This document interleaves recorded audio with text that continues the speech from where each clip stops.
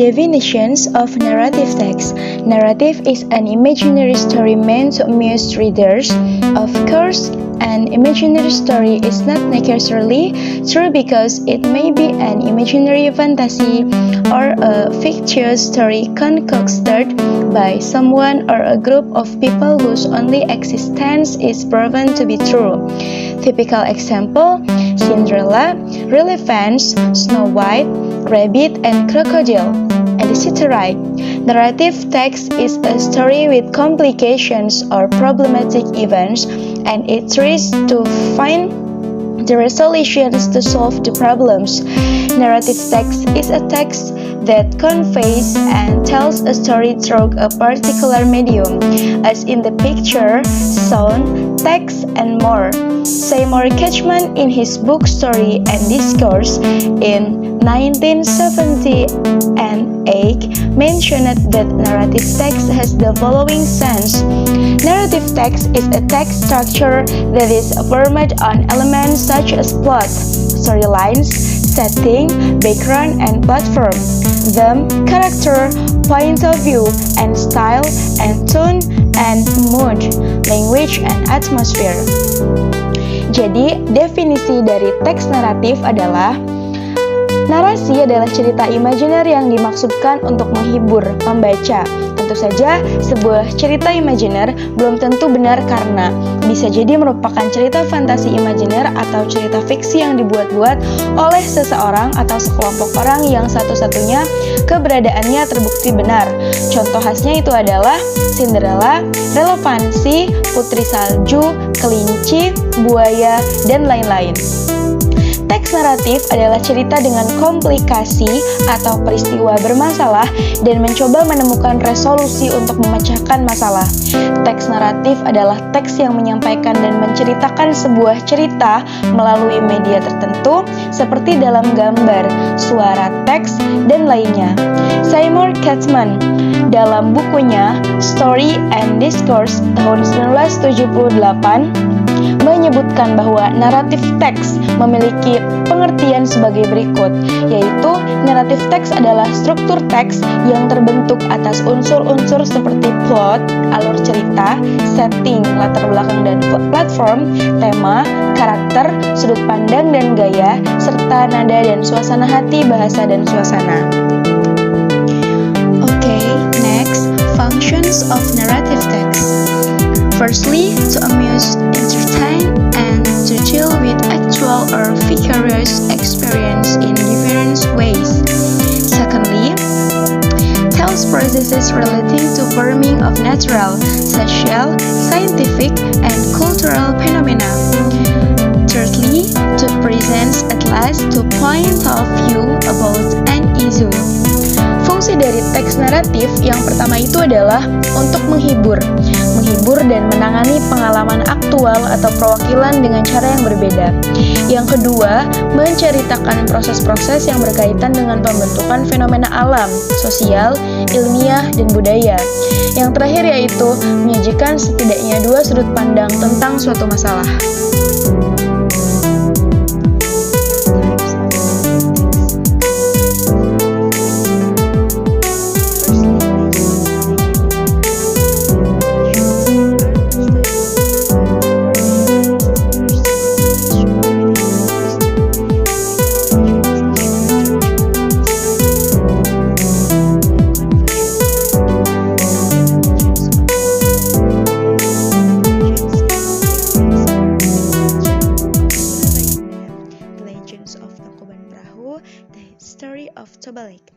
Jenis-jenis teks naratif. Jenis-jenis teks narasi yang umumnya adalah yang pertama itu legenda. Legenda adalah narasi tindakan manusia yang dirasakan baik oleh teller dan pendengar terjadi dalam sejarah manusia. Biasanya legenda adalah narasi pendek, tradisional, dan historis yang ditampilkan dalam mode percakapan. Beberapa mendefinisikan legenda sebagai cerita rakyat. Contoh legenda dalam teks naratif adalah yang pertama legenda nama Surabaya, legenda Tangkuban Perahu, dan kisah Danau Toba.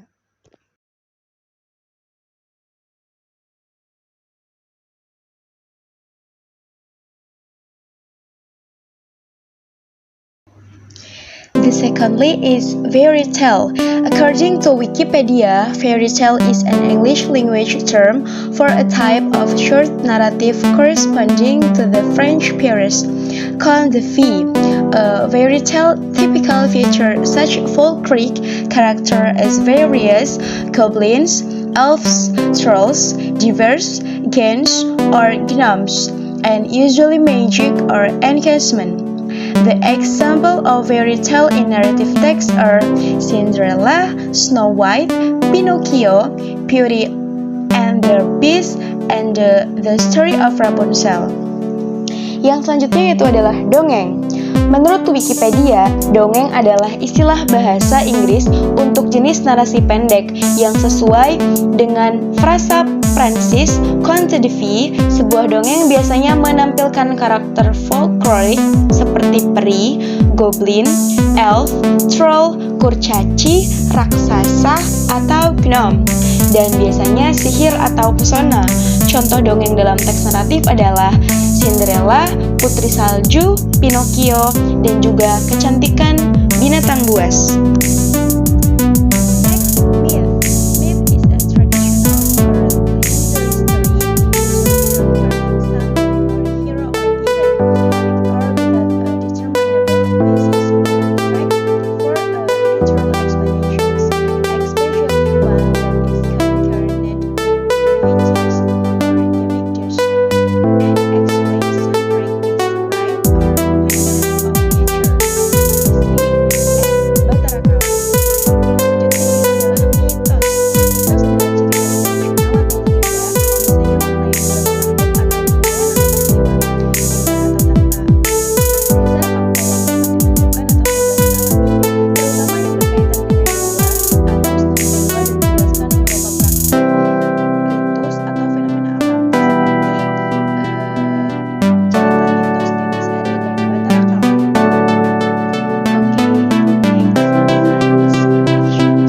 yang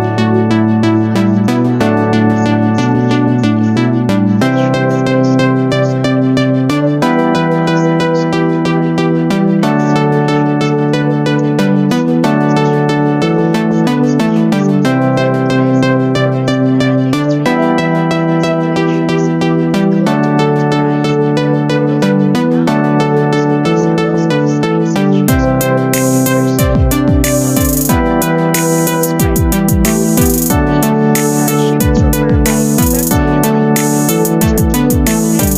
ditemukan atau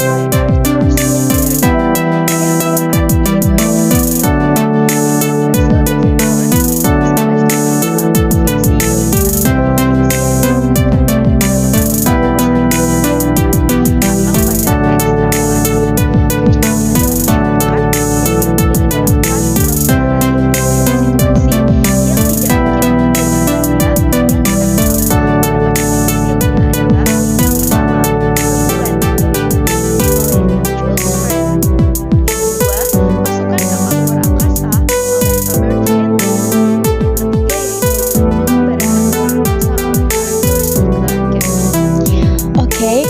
Next is generic structure of narrative text. Generic structures in a narrative text needs to be known in order to compile a good and acceptable text.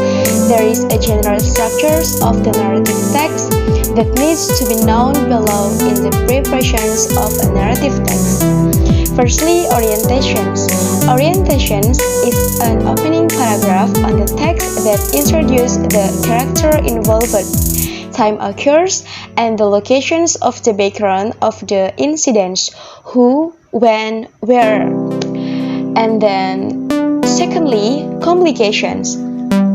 Complications is located after orientations and consists of paragraphs that explain the initial issue.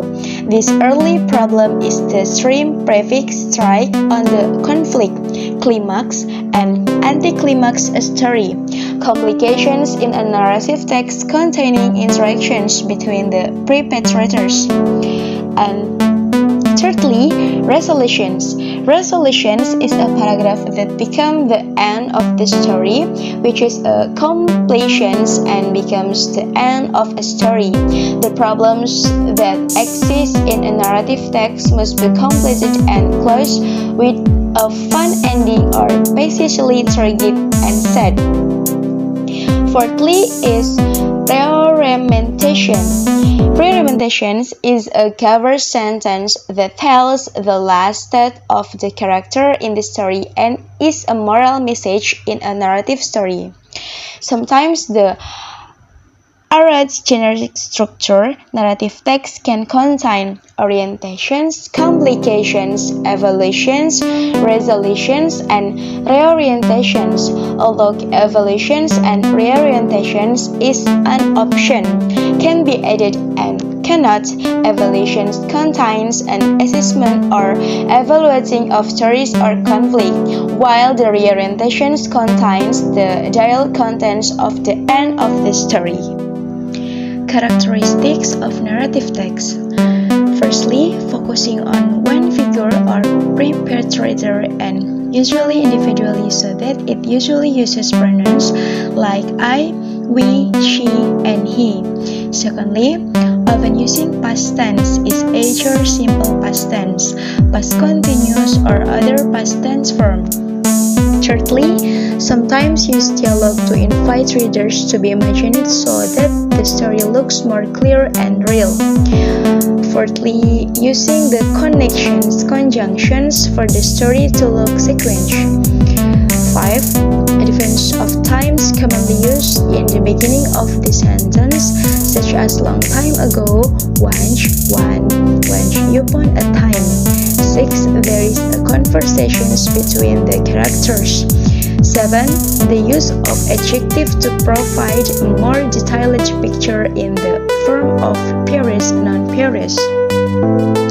Karakteristik dari teks naratif adalah yang pertama, berfokus pada satu sosok atau pelaku dan biasanya secara individu sehingga biasanya menggunakan kata ganti seperti I, we, she, dan he.